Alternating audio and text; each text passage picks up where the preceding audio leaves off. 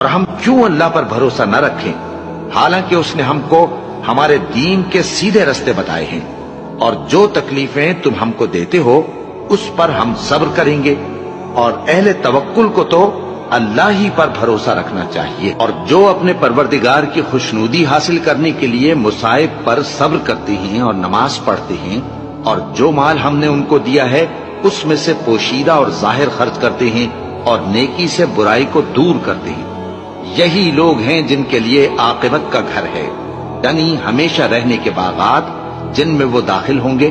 اور ان کے باپ دادوں اور بیویوں اور اولاد میں سے جو نیکوکار ہوں گے وہ بھی بہشت میں جائیں گے، اور فرشتے بہشت کے ہر ایک دروازے سے ان کے پاس آئیں گے اور کہیں گے تم پر سلام ہو، یہ تمہاری ثابت قدمی کا بدلہ ہے، اور عاقبت کا گھر خوب گھر ہے۔ اور اگر ہم انسان کو اپنے پاس سے نعمت بخشیں